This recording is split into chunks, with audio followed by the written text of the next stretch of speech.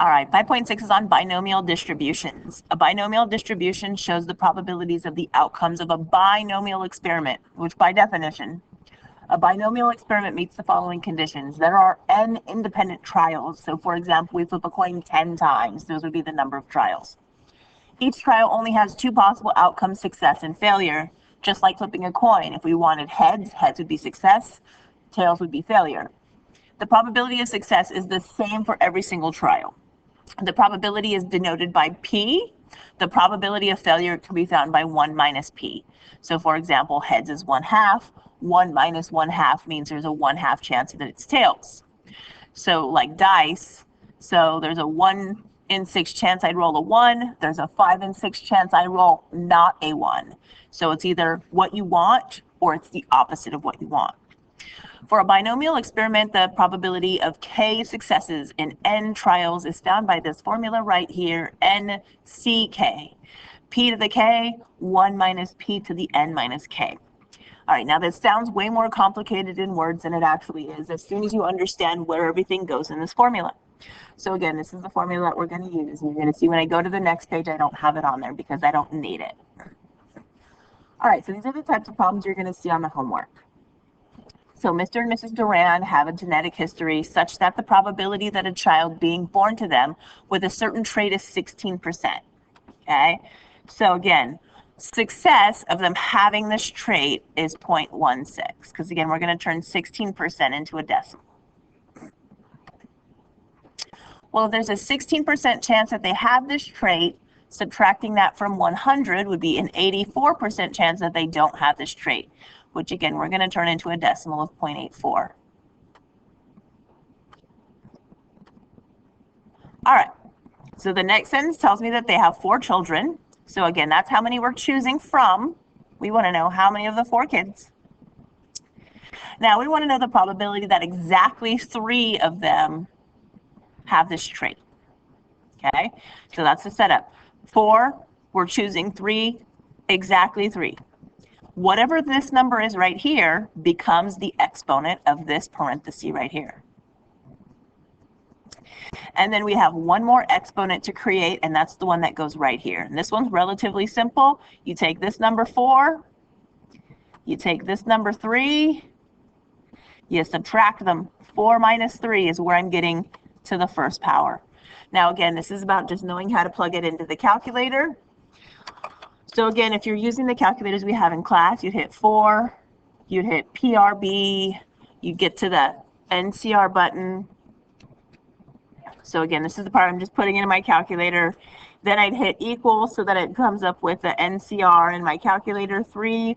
You type it in the rest exactly like it looks. So 0.16, raise that to the 3rd power, and 0.84, raise that to the 1st power. Now when I do that, I'm going to get rid of that. All right, when I do that, it gives me 0.0137. And then if we look at the question frame, we're going to round to the nearest thousandth. That means 3 decimal places. So this is the 3rd decimal place. This is what tells us whether to round up or down. If it's 5, 6, 7, 8, we're going to round this up by 1 digit. So our answer is actually 014 because it's going to want the 1000th place.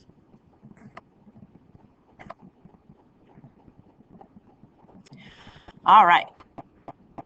So now we're talking about a fair die. So again, that means that each side is equally likely to pop up. It's rolled 3 times. So that's the first number.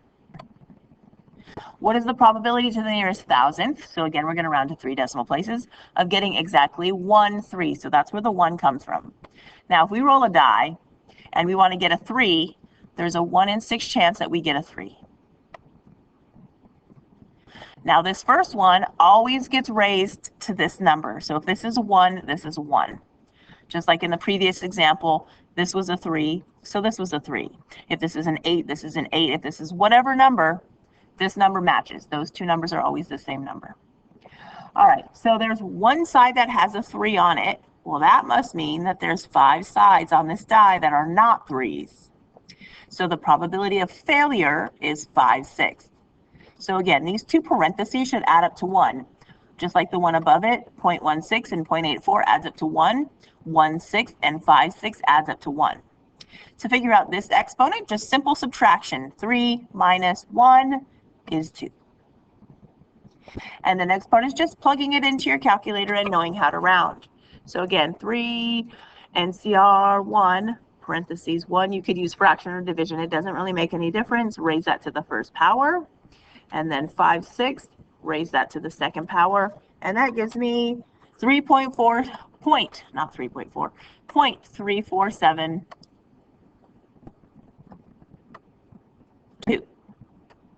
So again, if we're rounding to the thousandth, the fact that this is a 2 means we could just make this our answer. Right there, because 0, 1, 2, 3, 4, you just get rid of it because it rounds down. All right, a hiking club plans to go on camping in a state park where the probability of rain on any given day is 1/4. Okay, so that's the probability of success. Rain, 1/4 chance. Well, if it's going to rain 1/4 of the time, that must mean the other 3/4 of the time, it must not be raining. Nice and sunny, maybe cloudy with no rain, we don't know. But there we go. These, again, have to add up to 1. 1/4 and 3/4 adds up to 1. What is the probability that it will rain exactly 1 of the 5 days they're there? So 5 is the bigger number. Bigger number always goes in the front, by the way. 1 always goes in the back because it's less than 5. So out of the 5 days, we're hoping for rain only on 1 day. Whatever this number is, 5 minus 1 tells me that right up here we're going to have a 4. And again, this is the part where we're just plugging it into the calculator. 5 NCR1, 1/4 raised to the first power, 3/4 raised to the fourth power. And that gives me 0.3955. And again, I'm going to 4 digits because if I need to round to the thousandth, I need to look. Oh, that's an ugly 5, but it's a 5. So that tells me we're going to round this one up. So we're going to make this 0.396 right there. All right. And I believe all the questions ask you to round to the thousandth, but double check and make sure that you read the question just to make sure. All right, 2 more examples. So a fair coin is tossed 5 times. So again, that 5 tells me the first number. And it's always C, it's never P on these ones. What is the probability to the nearest thousandth of getting exactly 3 tails? So that 3 is what goes here. Now again, if we're getting tails on a coin, there's only 2 halves of a coin. There's a head side and a tail side. So again, success is 1/2, which is nice because failure is also 1/2 because these 2 have to add up to 1. And now they do. All right.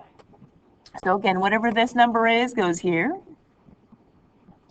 And 5 minus 3 is 2.